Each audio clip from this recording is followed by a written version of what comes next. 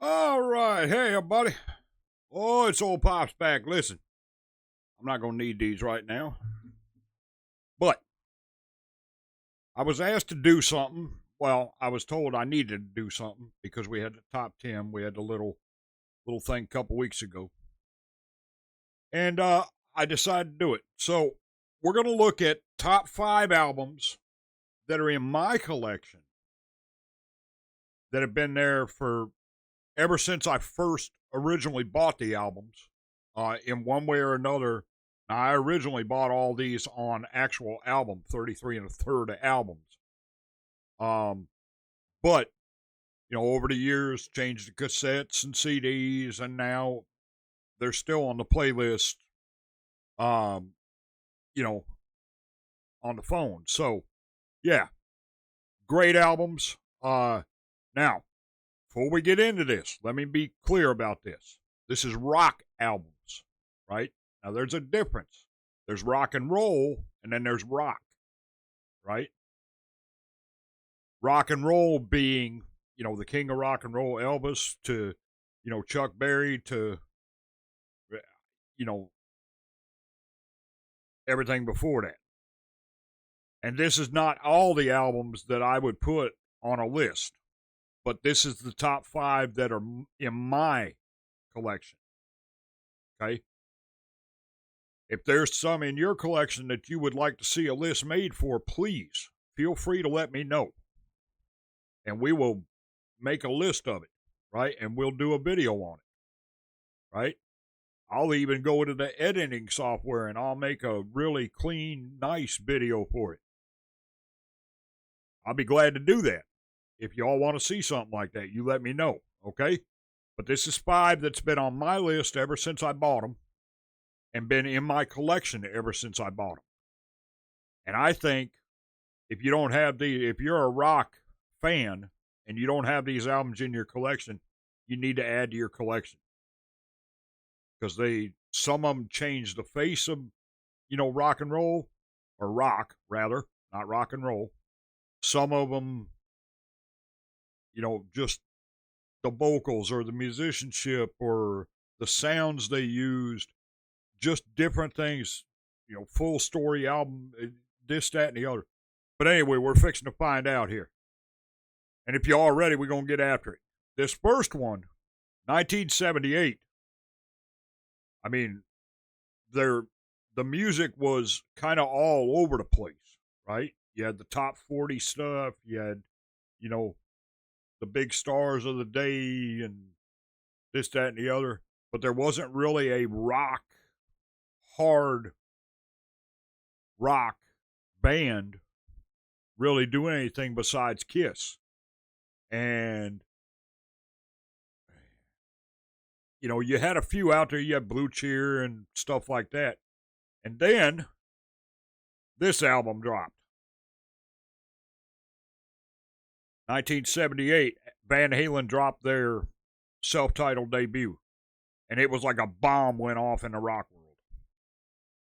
Eddie's guitar playing, Alex's thunderous drumming, Michael's bass playing that was just unreal, and David all over the stage,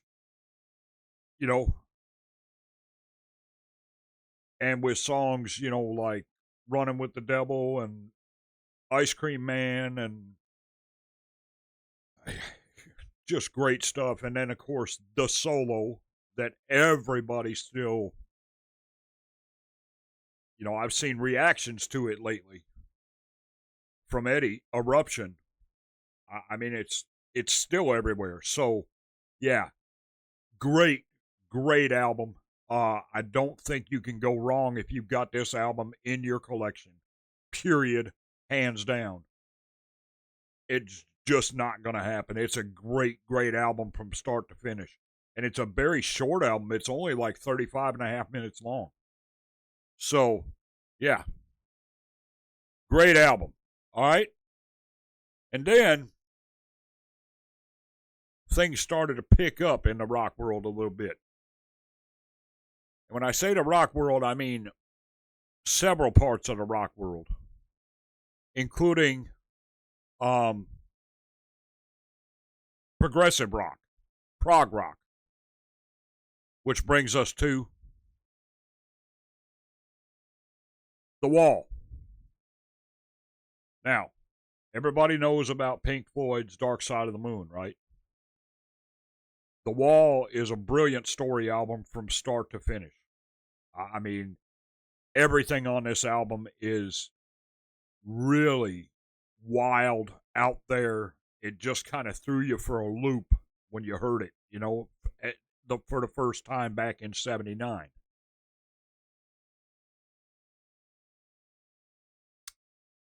Another Brick in the Wall, In the Flesh, Mother. The songs on this album are just really wild and crazy, but it's an extremely good album. The musicianship on it is absolutely top notch, still holds up today. The songwriting, the vocals, yeah, really, really fine album. It's a great one to have in your collection if you don't have it. Just saying. Yeah. And I mean, really, really good album. Now, let's see, where was I at? Oh, yeah. So that's one you need in there too, right? And then 1980 came along and things really started to happen. And there was a lot of stuff between 80 and, I don't know, 85, I guess. 86. Man, did some music hit. Rock world, pop world, all of it. I mean, it was just massive. But in 1980, AC/DC dropped this monster. And it was, holy cow, what just happened? That thing. Back in Black. What an album. And it's funny because everybody talks about, and even the guitarist from AC/DC, Angus Young, has said, no, all our albums sound the same, and they do. But they're not exactly the same. That's the thing, right? They've never gone away from their sound. It's straight guitar-driven rock. But with this thing, Hell's Bells, Back in Black, you know, Have a Drink on Me. I mean, this album was just massive, and it was everywhere. You couldn't get away from it. It was on album rock stations. It was, you know, on everybody's back in that day in 1980. You know, kids carried boom boxes around and this, that, and the other. It was everywhere. Everywhere you heard was AC/DC. All over the place. Great album. Brian's vocals on that were just sick. It's just a massively successful. It's one of the most successful albums ever. Just to let you know. So yeah, another great one for your collection. Now, we get to 1981, and we had a little softer one drop, but it wasn't soft. The musicianship on it, the vocals, everything. And this band had been around for a little while at this point, but this was their most successful album, and it remains to this day their most successful album. And that